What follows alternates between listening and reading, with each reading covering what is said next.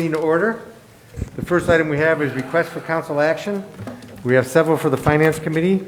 We have 2157 budget amendments, 2158 amend Code 13301 association memberships for the police, 2159 general liability insurance renewal USI Argonaut Insurance Co., 2160 fiscal year 20 CHIP tenant-based rental assistance contract for MMHA, 2161 MCRC facility monitor temporary assignment, 2162 amend 7919 program and activity rate change proposal MCRC, 2163 sponsorship banner approval, 2164 cooperative purchase agreement ODOT sodium chloride, 2165 capital grant application acceptance ODNR East Reagan lighting, 2166 Ohio EPA level 2 electric vehicle charging stations grant, 2167 transfer city-owned property on West Liberty Street to Medina City Development Corp. The next item we have is 18138, consider legislation prohibiting feeding deer and wild animals. Mr. Lamb. Mr. Mayor, you're supposed to be over there. No, this is finance. Okay. Council, I'll be over there. Mr. Lamb? Number one. Yep, got it. Thank you. Oh, really loud. Thank you. Okay, so we had a special legislation meeting, and over a period, really, I think about 2 years, I think it was, we spent maybe a little over 2 years, but we got held up because of the pandemic, and so we really didn't have committee meetings that we had intended as a follow-up. And in the meantime, I had worked with the law director, and we had discussed the particulars of how to craft an ordinance that would be we could use effectively when we needed to, but that didn't impose too many barriers to people that are in all likelihood basically feeding birds, and birds sometimes drop seed on the ground accidentally. Our concern was twofold when we put this ordinance together. One is that it would be feasible. It would be enforceable to the degree that the language allows. But secondly, it was crafted so that it was unlikely that it would pit neighbor against neighbor. A number of us had concerns, I think, all the time that we really didn't want it to be one neighbor spying on another neighbor for something that might be, excuse me, less than, that would be intrusive. And so what I think we put together, what I feel comfortable that we put together, it will be effective. It can be enforced, and it is practical, but it still allows people to have the freedom to, feed birds and do that without concern that they could be accused of something. So I'm going to take a minute and just read the ordinance briefly, read it through so that it's clear and everybody understands what we have. It's called Feeding of Animals Prohibited. A, no person shall purposely or knowingly provide food for dogs, cats, deer, geese, ducks, raccoons, fowl, or other wild animals, wildlife, or stray animals, except as otherwise specifically authorized in designated and marked public areas where such feeding causes or contributes to damage of property of another or creates a public or private nuisance. This section does not apply to fishing, feeding of animals owned by that person, or to songbirds fed from a stationary and off-ground or hanging bird feeder. This section shall not apply to a law enforcement officer, game officer, or conservation officer enforcing the laws of the state of Ohio, or any local ordinances, nor to anyone officially authorized by the city to engage in an animal control program, including without limitation a feral cat trap, neuter, vaccinate, return program, or similar program. The city may initiate a civil action in the Court of Common Pleas for injunctive and other relief for any violation of this section. Whoever violates this section is guilty of a minor misdemeanor for the first offense, a misdemeanor of the fourth degree for each subsequent offense. A separate offense shall be deemed committed on each day on or during which a violation of this section occurs. So we have hashed this out over a period of years. I think we came up with good language. I appreciate the work that Mr. Huber did, the city law director, in order to put this language together. so that we best meet the targets that we were looking for. It passed out of committee, and I'm hopeful tonight that council will support it because I think it's probably the best thing we can do for the community. Thank you, and I know we may have a couple of people here that want to talk about it, but the first thing I want to do is, we received an email that came for the Special Legislation Committee that was supposed to be entered into the record, and it wasn't, so I'm just going to read the email so at least we can enter it into the record, because it was supposed to be entered that night. But I know the meeting was a couple hours long, there was a lot of discussion, but this may have just been overlooked. Here is the letter. It's from Shirley Ann Walker at 426 South Broadway Street. Dear Kathy, thank you for your help. Below is a letter I'd like to have read in the special meeting on Tuesday night, which it wasn't. We're going to read it tonight. Dear Mayor Hamwell, Mr. Coyne, Mr. Heffinger, Mr. Lamb, and other council and committee members, this letter concerns the proposed legislation of feeding deer and other animals. In reading the material presented to me relative to this matter, it appears most minds have been already made up, and another law will befall the gentle citizens of Medina. This will be, in my opinion, a hurtful law, aimed at a few, but harmful to many citizens whose only intent is to enjoy and assist their backyard critters. Initially, it was about the deer, but the issue has now grown to all animals and fowl. Tell us why this proposal is so imminent. It is to support the fellow at a meeting who complained about it. He had 10 to 14 deer in his backyard eating his thousands of dollars of foliage, only for us at the meeting to find out that his property abutted a park. Fence it in, mister. Handle it. Is it because the deer are getting hit near railroad crossings and some roads, even though the crossings of roads are next to parks or rough area? These animals live in parks and wooded areas. Slow down, drivers. There aren't many lights in Medina. You can't get through on green anyway. Where are the statistics showing that many citizens were trampled and attacked by their backyard squirrels and birds? Has anyone done a study of Tractor Supply, Walmart, Target, Medina Farmers Exchange, Centuria, and other seed and grain selling stores to determine the amount of business these stores do from the sale of grains and seeds? But who cares about the dollar amount these stores are making from these sales? The caring comes from local citizens who are paying out their cash and Social Security to have a pleasure of caring for and enjoying these animals in their own backyards. And let us talk about the type of community that is being created. I'm referring to the tell on, turn in, videotape your neighbor community. Isn't this just the kind of community most of us moved here for? No way. Let's stop this. Leave people alone. Medina does not need a law such as this proposal. There are other things to be addressed. Respectfully, Shirley Ann Walker. So that was supposed to be read into the minutes at the previous meeting.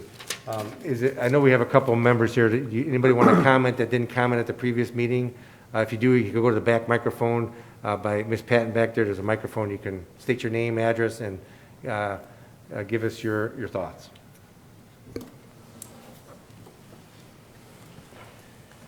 Yes, good afternoon. My name is Bob Prees. I live on Meadowlark Lane in Medina. And I just want to tell you I appreciate you moving forward on this ordinance. I believe it's much needed. I've been living in Medina almost for 5 years. I've watched people feed wild animals. We all know, and wildlife experts will tell you, feeding wild animals is not the right thing to do. They're creatures of habit. They'll continually come back to the source of food or the feeding area. I see deer destroying shrubs, plants, etc. That's natural. That will happen. We have a deer population.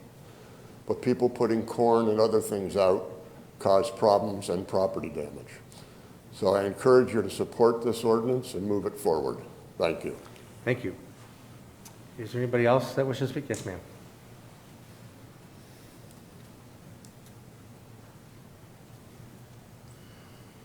Hi, my name's Elizabeth Ardieri. I live on West Branch Drive out here in Medina. I've been a resident for 10 years in the city, 30 years in the county. My only concern is I don't understand how just hanging bird feeders is acceptable when it's going to still attract squirrels, mice, chipmunks, raccoons, then in return still, attract feral animals such as cats and possums and deer. I mean, do you have any like, way to justify that? I think the answer, going through this through the committee, Bill, and I guess Mr. Huber can jump in, is the ordinance is established for those individuals, not just feeding birds, but you're correct, they could attract it. I don't think that's the intent, is to target those people. It's to target the people who are purposefully maybe putting out a lot of corn or doing things that attract an animal that then damages not their property, but neighboring property because of the activities that they do. And I think that's what the nuisance is. And Mr. Huber, I think you can expand on that for her a little bit. That's right, John. This ordinance really doesn't prohibit feeding animals. It only prohibits feeding animals to the extent that it starts to cause other people property damage or causes nuisance. And in order to enforce the ordinance, it'd have to be a pretty unusual and over-the-top situation to rise to that level. So the issue that you're talking about, I can't imagine it would. Sure, I mean, I guess at that same time, my only concern is we live at the end of a cul-de-sac. So we have 5 cats that have homes, you know, that don't have collars that we typically feed. How are we going to stop strays or ferals from showing up? Well, I don't think there's a perfect answer to that question. Okay, so I mean, we're not gonna get fined for that or Well, have a misdemeanor? this only applies if the situation causes another person, another property owner, damage. And so it would have to be a somewhat extreme situation that what you just described is causing somebody else damage. What would you justify as extreme? We'll let the judges sort that out if I have to apply this law. Oh, yeah, Mr. Lamb, you have something to add? You know, the only thing I guess I can add is you know, there are people that if there's a feral cat and you are taking care of the cat and you're feeding it and hopefully then maybe getting it neutered or doing whatever, you know, those don't fall into, that doesn't really fall into the ordinance, and that's what we spend a lot of time, I think, and the law director can nod his head, I mean, to try to come up with how to do this, but then how not to penalize people that are actually doing nothing that's disruptive or causing any property damage or whatever. And so when we had the meeting, was it last week? The 8th, yeah. When we had the meeting, which lasted 2 hours, we kind of went through a pretty thorough discussion to try to emphasize the fact that we need this ordinance in order to deal with cases that really are causing a problem. Other than that, it really will allow you to continue probably to do what you're doing. On the other hand, there are people that simply put food out and feral cats come and eat the food, and then the feral cats eventually have babies and they just propagate, and that can cause a lot of, you know, problems for people, and it's not healthy for the cats. It's not healthy for the cats as well. And one way to avoid, I think, the deer, if you're feeding birds, is I took my bird feeders down. I had bird feeders kind of in the ground on a pole, and I could reach them and feed them. So I took them down, and I'm going to make them higher because I have had a deer problem. I have had a lot of deer in my backyard, so I'm making it higher so the deer can't actually get in. And then I'm just going to try to add some hanging bird feeders so that I don't have, you know, I'm not really, when I feed the birds, I'm not feeding the deer, because that certainly is not, you know, is not my goal. And I also think that it's up to everybody to take, you know, kind of a personal inventory of how do you, you know, what you're always doing that you don't want to have a negative impact on your neighbor. You know, it's important that everybody can, you know, gets along, and that generally is how things work.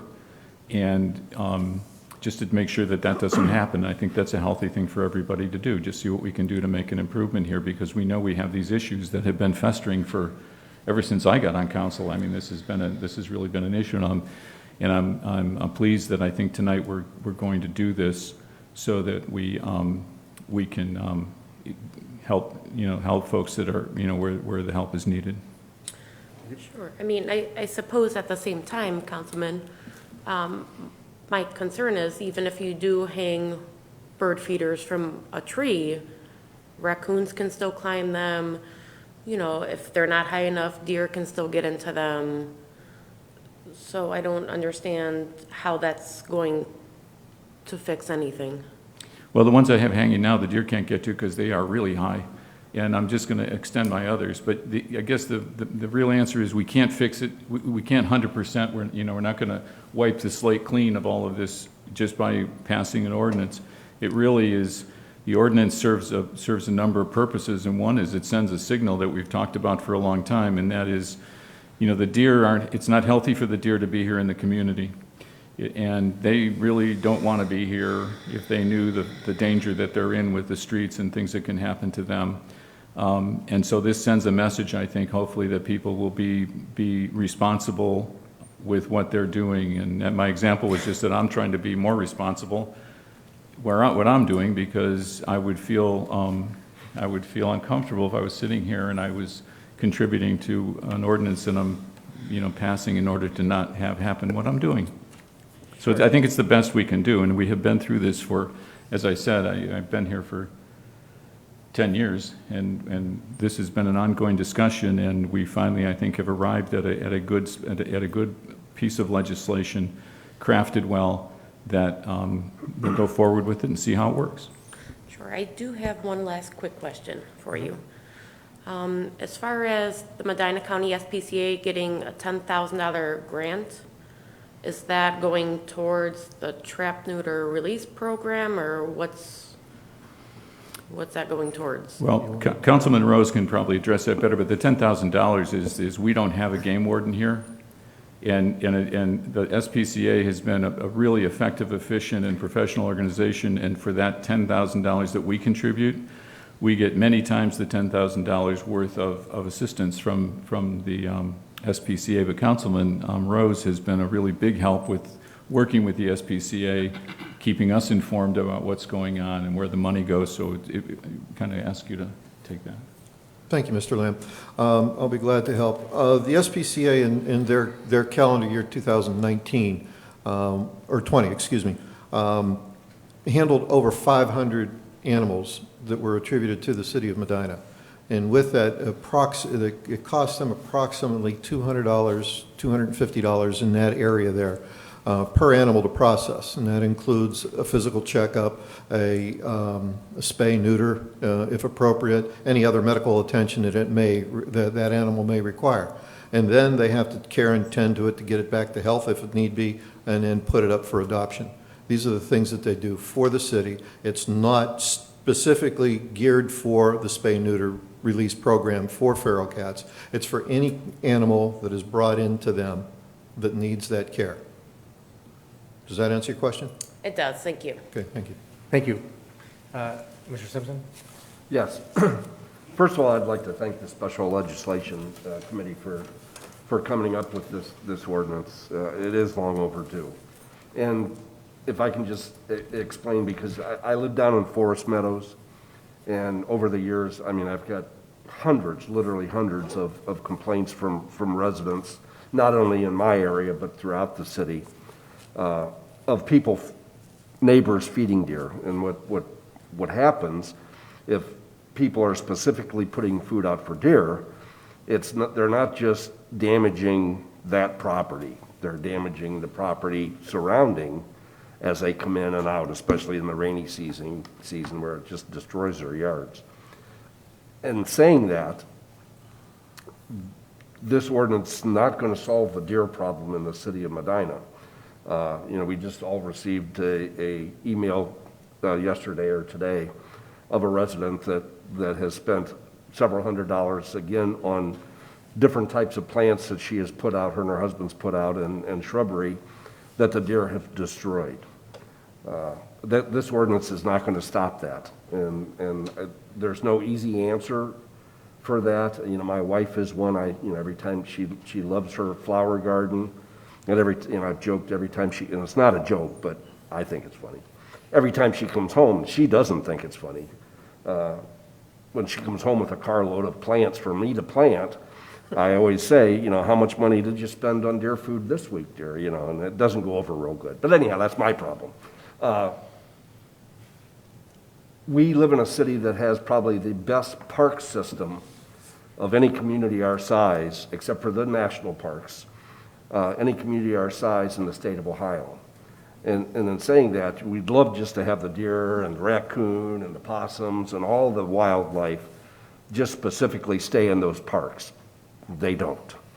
And again, our surrounding townships that used to be farmland and open space and wooded areas where a lot of this wildlife would live and eat and hunt, those are disappearing. There's so many housing developments in our surrounding townships that when they start putting houses in concrete and tearing down trees and tearing up fields, the wildlife, moves to where there's a better food source. And as long as we're planting flowers and planting shrubs, that we're going to have a deer population. If we went out and killed this is from the state of Ohio, if we went, and again, you got to remember, these are not the city of Medina deer. These are the state of Ohio deer.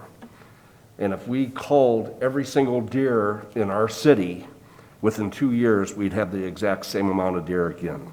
So this legislation will at least help, I think, for people that, and I had a neighbor that lived down the street that spent $500 a month specifically to feed the deer and destroyed her property and her neighbor's property.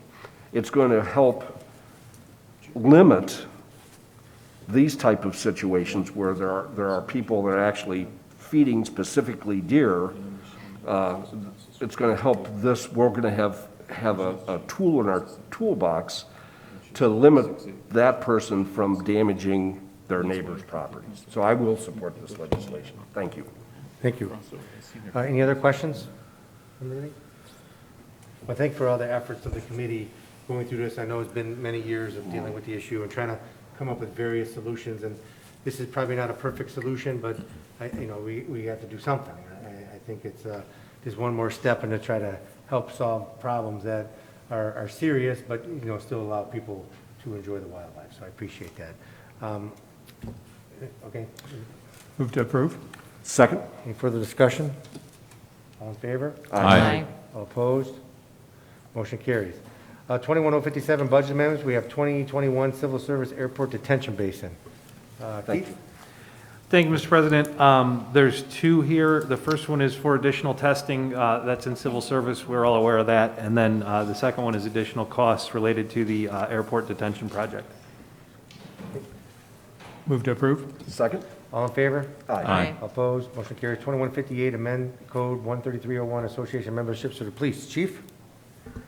Thank you. This is the association permission for the FBI National Academy Associates. Two of the officers here in the department are desiring to be members. Move to approve. Second? Any further discussion? All in favor? Aye. Opposed? Motion carries. 2159, renewal of general liability insurance, USA Argonaut. I guess that's me, since I'm the acting mayor.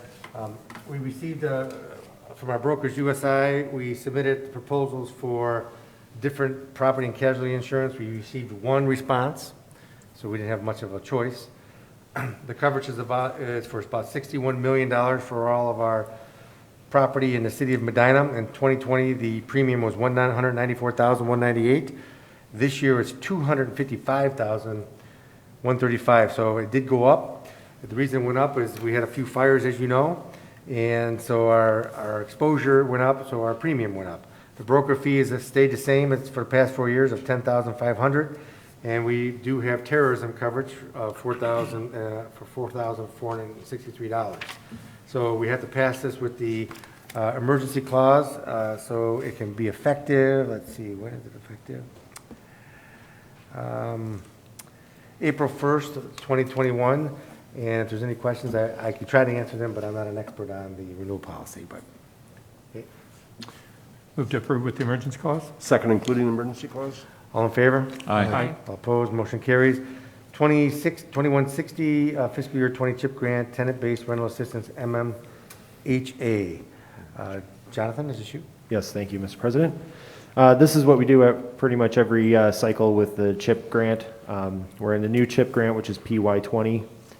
We always contract, we have in the past have always contracted with Medina Metropolitan Housing Authority to administer and implement our tenant-based rental assistant activity within that within the CHIP grant. The total amount is $16,000 with, which includes $1,600 for administration of the activity. And this is basically to assist people getting into housing through like first month rent, first month utility payments, that kind of thing, to help assist them getting into quality housing in the community.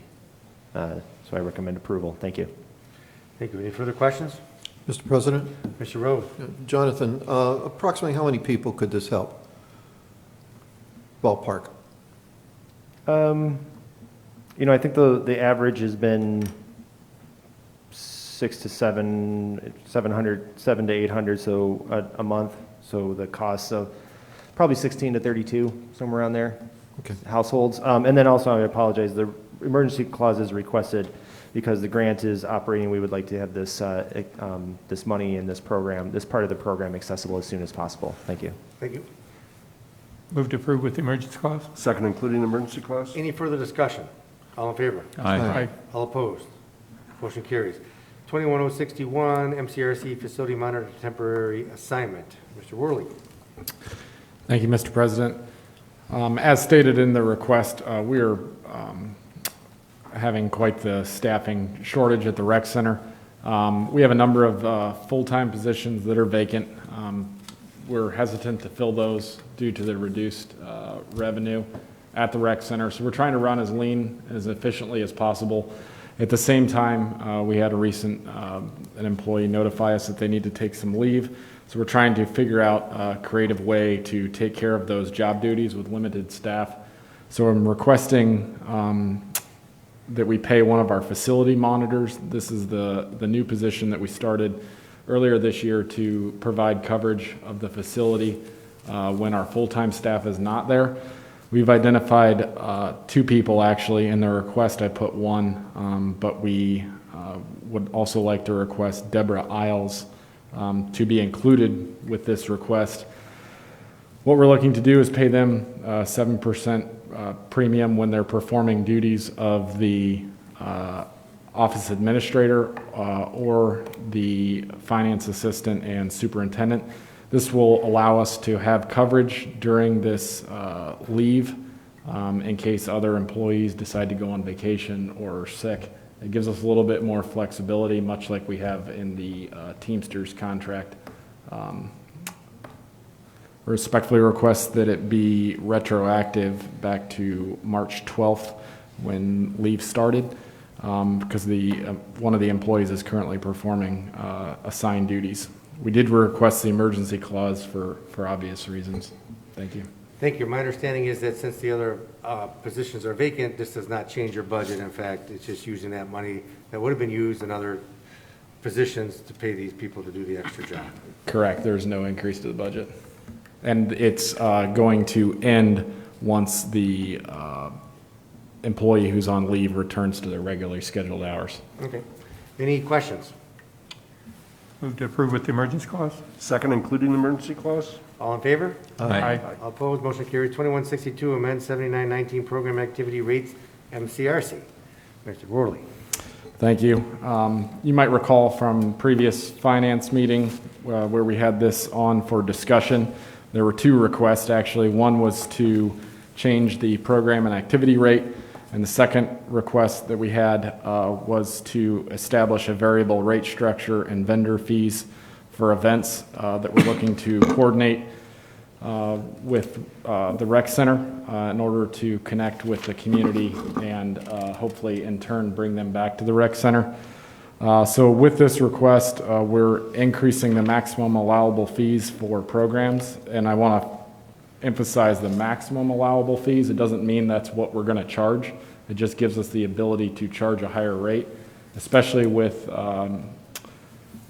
the requirements from the health department and the limited class sizes. This allows us to at least recoup the closer to the same amount of revenue that we were prior to COVID.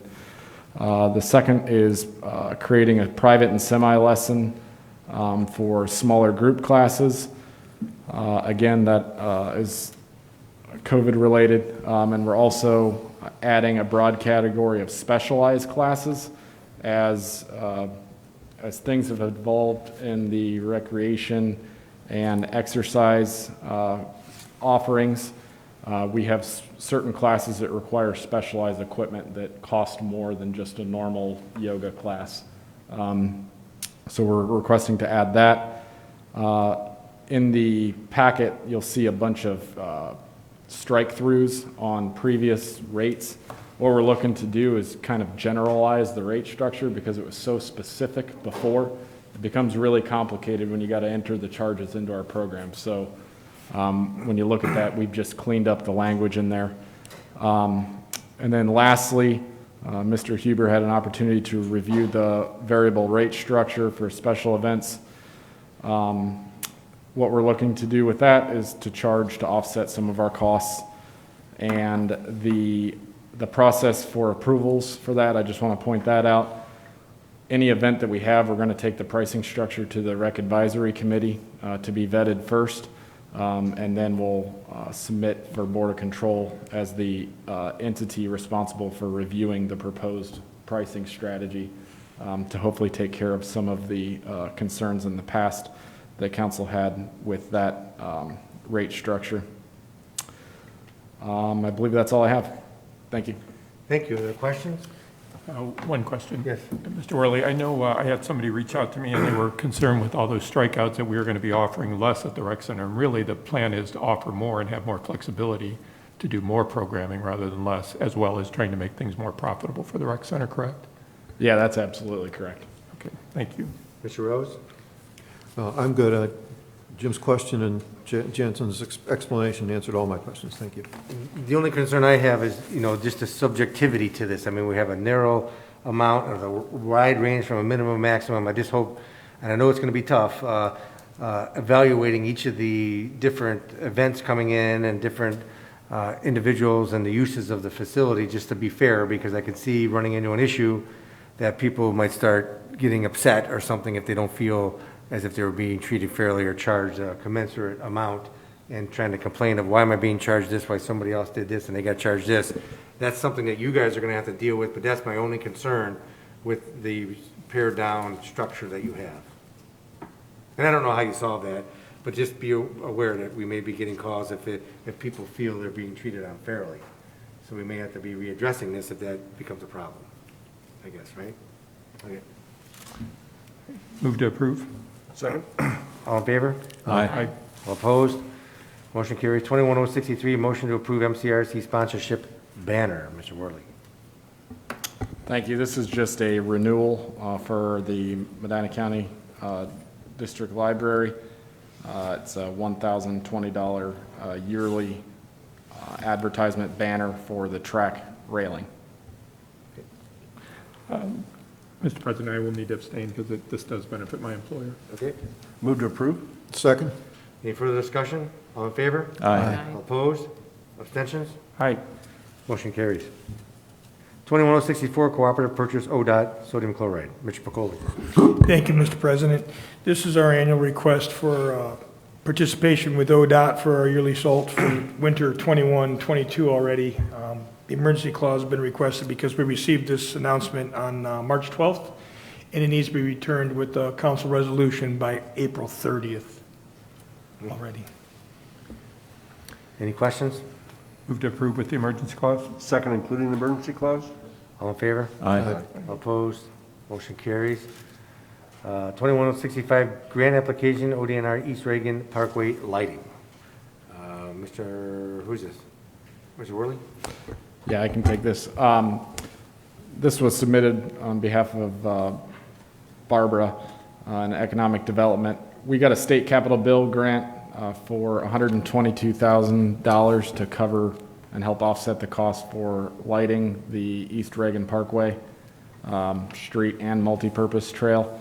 Part of the process is we have to submit grant application, even though we already have the money, to ODNR and follow their processes. The engineer's estimate, I believe, is coming shortly for the project. There is no grant match for this. We just have to verify that we spent $122,000, which I don't believe is going to be an issue. We're asking to authorize the mayor to execute the documents. Thank you. Any questions? Move to approve. Second? All in favor? Aye. Opposed? Motion carries. 2166, Ohio EPA Level 2 Electric Vehicle Charging Stations Grant. Mr. Patton. Thank you. As council might remember, last year we submitted a grant application for 8 level 2 charging stations for our City Hall parking deck. We received notification a couple weeks ago that we had been awarded, we applied for a little over $57,000. We received notification that we were awarded $30,000 with the caveat, they said, if we'd like, we can reduce the number of charging stations installed because we got a reduced grant. It's our recommendation that we go ahead and accept the $30,000, but do it for 4 charging stations. These would be the level 2, keeping in mind that we also submitted a application to NOACA for 4 fast charging stations. So the thought is, if it all works out, there'd be 4 level 2 and 4 fast charging stations right here at the parking deck. And what's the timing of installing them? These will get installed this summer. This grant, there are 2 different grants. This one, it'll be up to us we'll have to engage a vendor and have a service contract, but it's up to us to get it installed and we'll get reimbursed. The NOACA grant, if we're successful, NOACA does everything. We just basically have to show proof of ownership of the property, and at some point they will have a contractor come out here and install everything. Okay, thank you. Any questions? Move to approve with the emergency clause? Second, including the emergency clause? All in favor? Aye. All opposed? Motion carries. 2167, transfer city-owned property on West Liberty to Medina CIC. Mrs. Marshall. Is this you? No, I think it's Patrick. Patrick? Yeah, council might remember, we just in the past month or so recorded the replat of the City Hall and parking deck properties to create this parcel of land that's directly south of the parking deck. So that property, now that it is created, it can be transferred. It was council's intention to transfer that to the Medina City Development Corporation. Any questions? Move to approve with the emergency clause? Second, including the emergency clause? All in favor? Aye. All opposed? Motion carries. Is there anything else that anybody wishes to bring before finance before we recess into executive session? If not, I will make a motion. Oops. Oh, Mrs. Marshall. Mr. President, just on the EPA charging stations, just a reminder that that was also the grant that we applied for $5,000 from First Energy as well to go towards that project. So once we have the charging stations and we have an invoice, we can get reimbursed for another $5,000 towards the cost. Okay, Thank you. thank you. I will make a motion at 6:38 PM to go into executive session for conferences with the law director of the city concerning disputes involving the city that are subject to pending or imminent court action, to include Mr. Huber, the law director. Anybody else that we need? Nope, I think that's it. Second? Will clerk please call the roll? Lamb, Yes. Rose, Yes. Shields, Yes. Coin, Yes. Simpson, Yes. Heffinger, Yes. Hazeltine. Yes. We'll be recessing into executive session to discuss the litigation, returning to finance to adjourn, not taking any action of any item discussed in the executive session. We are in recess. Who are we going to meet? Are we going to meet? I don't have